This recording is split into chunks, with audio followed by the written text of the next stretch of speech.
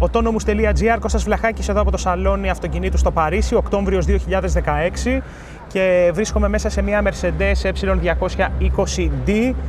Μπορείτε να δείτε το κεντρικό, την οθόνη της κονσόλας. Δεν έχουμε πια τα κλασικά όργανα, αλλά είναι όλο μια οθόνη η οποία μπορεί να παραμετροποιηθεί. Δίπλα υπάρχει άλλη μια οθόνη η οποία ελέγχεται από αυτό εδώ το jog dial, μπορείτε να δείτε, ή και από αυτήν εδώ πέρα την επιφάνεια, η οποία, ρίξτε μια ματιά, μπορεί να με βοηθήσει λίγο το zoom, το focus μάλλον, μπορείτε να μετακινήσετε έτσι ή να πατάτε πάνω για να επελέγετε, και από εδώ είναι το back.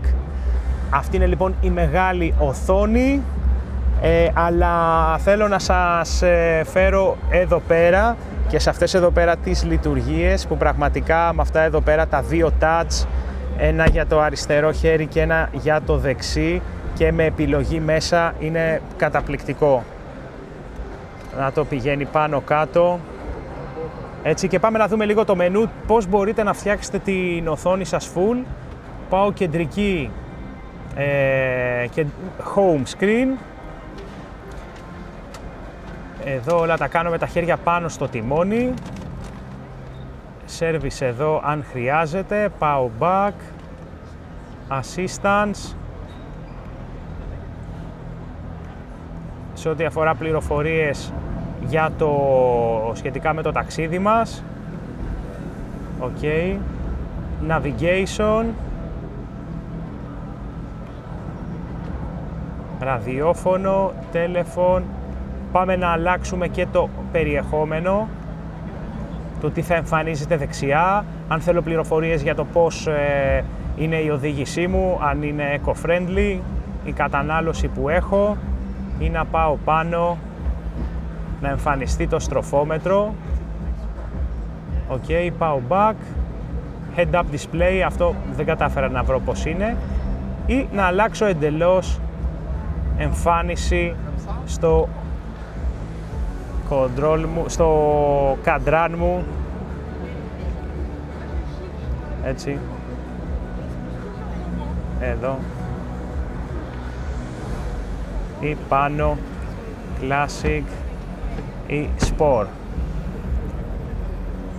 Τέλειο, τέλειο. Εντελώς οθόνη λοιπόν. Όλο το ταμπλό μπροστά. Wide οθόνες. Και πάμε να ρίξουμε μια ματιά και σε αυτό εδώ. Θα το δουλέψω εδώ πέρα τώρα, παιδιά. Βλέπετε ότι κάνω με το ένα χέρι τα πάντα όλα. Πάω home, εδώ είναι το μενού. Κάτι αντίστοιχο με το δίπλα, όχι ακριβώς. Mercedes λοιπόν, κάνω πίσω. Πρέπει, λέει, να ανανεώσω το... Άστο, φεύγω. Να δούμε εδώ πληροφορίες για το όχημα.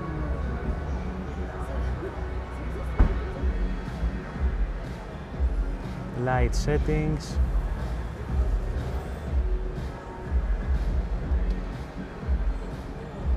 Σαν να έχετε ένα μικρό συνεργείο και να μπορείτε να έχετε όλο τον έλεγχο μέσα από το όχημα. Σας δίνει για τα πάντα όλα επιλογές. Πολύ προσεγμένο το UI. Να και το τηλέφωνο εδώ. Media για αναπαραγωγή από συνδεδεμένες συσκευές.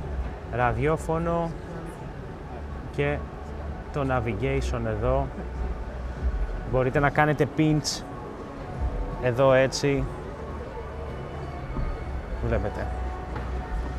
Ή να το δουλέψετε και με αυτό το jog όπως σας είπα πριν, ή έτσι. Και επιλογή έτσι ή μέσα εδώ. Εδώ είμαστε λοιπόν, παιδιά. Αυτό ήθελα να σας δείξω, πως πλέον πράγματα που βλέπαμε στα smartphone πριν μερικά χρόνια είναι πλέον μέσα στο αυτοκίνητό μας. Τεχνολογία, user interface, οθόνες μεγάλες, είτε είναι αφής είτε όχι, touch επιφάνειες και ένα μέλλον της αυτοκίνησης με πολλή τεχνολογία. Κώστας Βλαχάκης, autonomous.gr, εδώ από το Σαλόνι Αυτοκίνητου στο Παρίσι, Οκτώβριος 2016, από το περίπτερο της Mercedes. Bye bye.